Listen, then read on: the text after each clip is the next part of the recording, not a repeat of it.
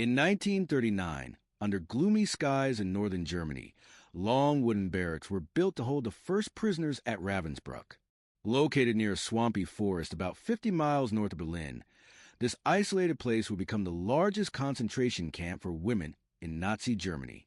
Over the next 6 years, it grew into a sprawling prison complex, surrounded by high fences and guard towers. By the time it was liberated, tens of thousands of women and girls from across Europe had been held there. Many never made it out. The purpose behind Ravensbrück. Ravensbrück was created as part of the Nazis' broader plan to control and reshape society. After Hitler took power in 1933, the SS, led by Heinrich Himmler, began setting up camps to imprison and eliminate anyone considered a threat to Nazi ideology. By the late 1930s, the existing camps were overcrowded. Himmler ordered the construction of a new one specifically for women. Work on Ravensbrück began in 1938, near the village of the same name, not far from Berlin. The location was chosen for being remote, yet close enough to the capital for easy administration. The camp opened in May 1939 and quickly became the center of a network of satellite camps.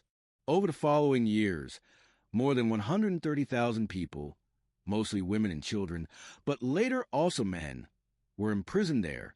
The first group came from a women's camp that had been shut down. At its core, Ravensbrück was always intended for female prisoners. A separate area for men was added in 1941, followed by a nearby detention center in 1942 for teenage girls. In its early days, the camp held about 6,000 prisoners in 18 barracks, but it expanded fast. A crematorium was added in 1943, and by 1945, a primitive gas chamber had been built. At its peak, Ravensbrück held over 36,000 prisoners at once. The Nazis filled the camp with people they labeled as dangerous or undesirable. This included political prisoners, Roma, Jews, Jehovah's Witnesses, and others branded as criminals or unfit. As the war escalated, women from across Europe, especially Poland, the Soviet Union, Germany, Austria, Hungary, and France, were sent there. Many were resistance fighters, forced laborers, and members of persecuted groups. SS officers ran the camp. The first commander served briefly, followed by Max Kogel and then Fritz Surin, who remained in charge until the end of the war. Surin was later convicted of war crimes and executed. The leadership also included a political unit, camp doctors, and female guards trained at Ravensbrück. Over the years, thousands of women served as guards here. From the beginning, life in the camp was strictly controlled. Prisoners, starving, cold, and stripped of dignity, had no power. The rules were harsh, and fear shaped every part of daily life. Life inside Ravensbrück. Living conditions were brutal. Prisoners were forced to stand for hours during roll calls, no matter the weather. Meals were barely enough to survive, then soup and stale bread. Many grew weak from hunger and sickness. Diseases spread easily in the packed barracks. Some survivors later said they were too afraid to escape or even approach nearby villages. The mental toll was just as severe as the physical. One former camp doctor wrote that after a while, she would rather be completely alone than keep living in such misery. Work was constant and grueling. Early prisoners were made to build the camp itself. Later, the SS forced them into producing military goods. By 1942, Ravensbrück had its own small factory zone. Prisoners made uniforms, wove fabric, or assembled parts for weapons, all under strict supervision.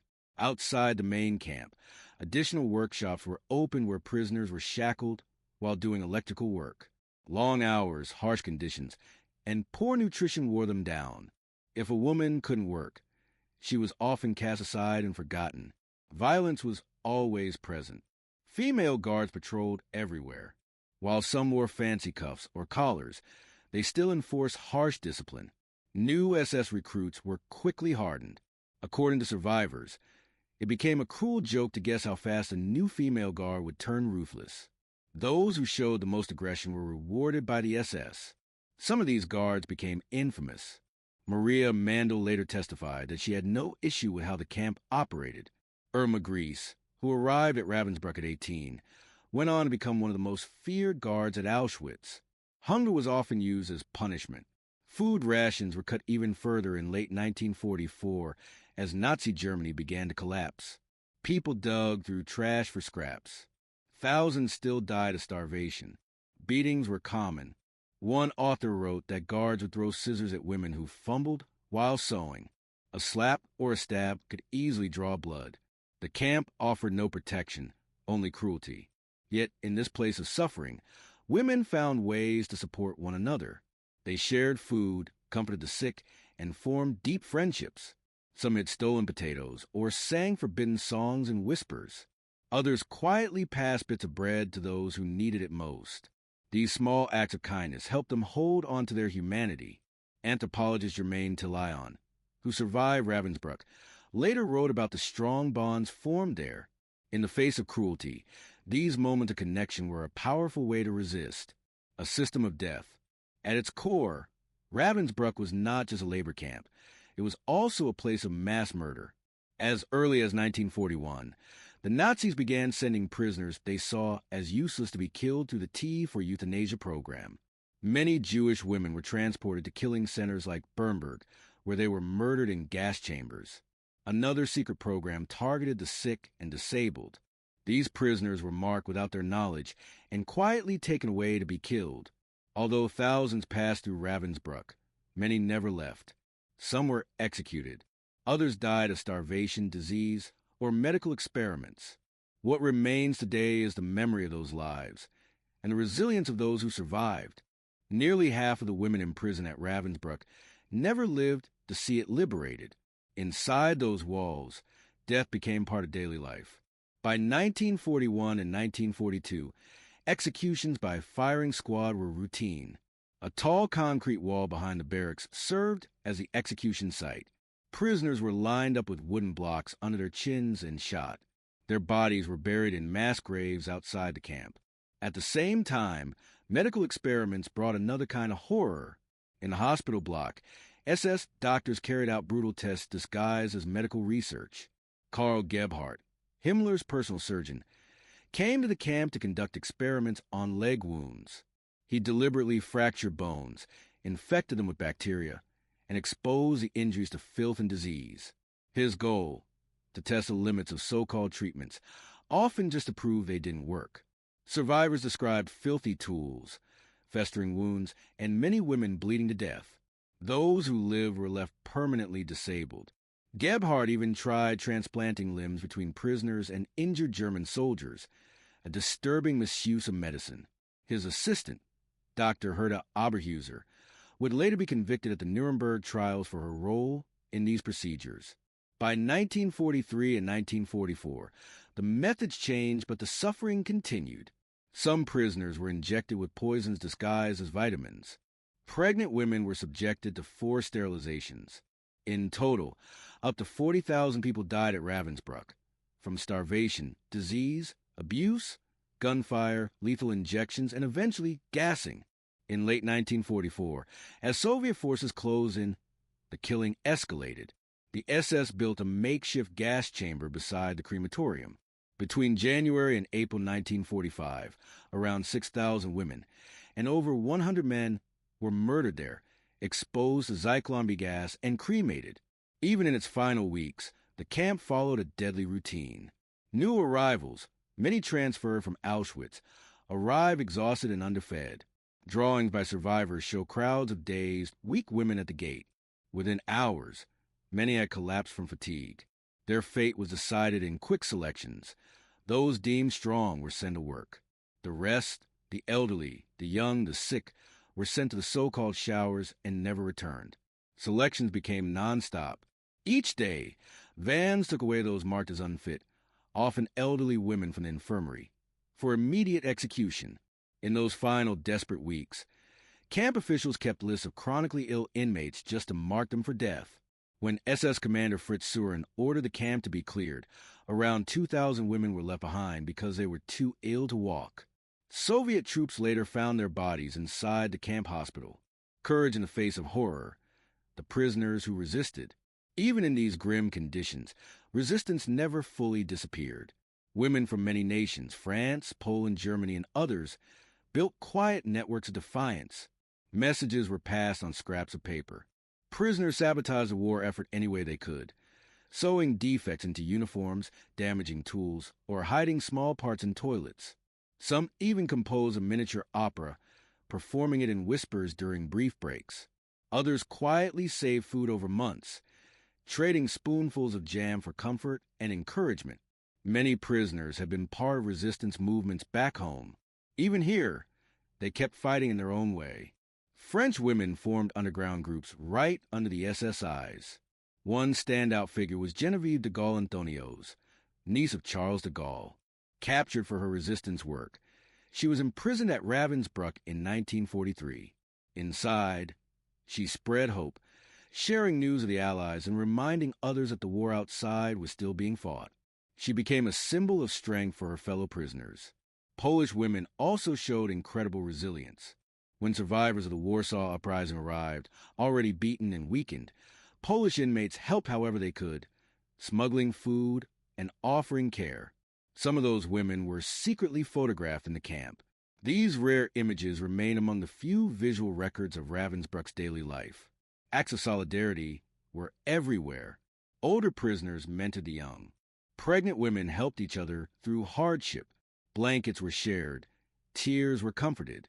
Many later said they survived only because they were never truly alone. They had become sisters through suffering. As anthropologist and survivor Germaine Tillyon wrote, even in the most inhumane setting, bonds of kindness and support were strong. In a place designed to break people, these women rebuilt each other. The end of Ravensbrück. By spring 1945, the Nazi regime was collapsing. The SS began emptying the camp. In April, about 7,500 prisoners, mostly from France, Norway, and Poland, were evacuated under protection of the Red Cross. White buses sent by Swedish Count Folke Bernadotte carried many of them to safety in Sweden, Switzerland, and France. But thousands were not so lucky. Surin ordered around 20,000 women and girls and a handful of guards on forced marches through the forests of Mecklenburg. Many died along the way. On April 30th, 1945, Soviet troops reached Ravensbrück. They found around 2,000 prisoners still there, most too weak to move. The bodies of the dead were piled in the hospital. A small group of SS guards was captured and handed over to Red Army, while others fled or went into hiding. Because Ravensbrück was liberated by Soviet forces and not Western allies, its liberation wasn't widely documented in photos or film. But the women who survived never forgot. For them, freedom didn't bring instant relief. Many were too weak to eat or walk. Hundreds died from illness or exhaustion in the weeks that followed. Dr. Doris Mace, a survivor, took months to begin recovering and years to regain her strength. The trauma lasted far longer. Nightmares, memories of screams, and the sight of bodies haunted many for life. In the aftermath, survivors learned that countless fellow prisoners had not made it. In summer 1945, Mace arrived in Geneva and joined others in mourning the thousands lost. But the world did begin to respond. Trials were held. Key figures from Ravensbrück were prosecuted. Dr. Karl Gebhardt was sentenced to death and executed in 1948. Herta Oberhuser, the only woman tried in the doctor's trial, got 20 years in prison.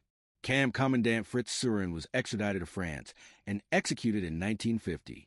Irma Gries, once a guard at Ravensbrück and later Auschwitz, was tried and hanged at just 22. Other lower-level guards were captured, tried, or vanished into the post-war chaos. Ravensbrück remembered.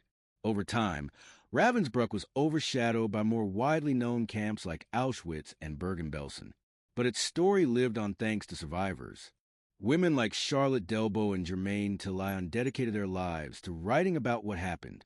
Delbo's memoirs captured the emotional truth of her time in captivity. Tillyon published detailed accounts in the 1950s and 70s, ensuring the next generation would not forget. In 1973, she wrote about the power of prisoner solidarity and the need to remember these events, no matter how hard. Today, Ravensbrück stands as a memorial. Visitors walk through quiet fields where guard towers once loomed. Displays show the few remaining personal items: a worn shoe, a bent spoon, a fabric star. In 2015, Historians estimated that around 130,000 women and girls were imprisoned at Ravensbrück.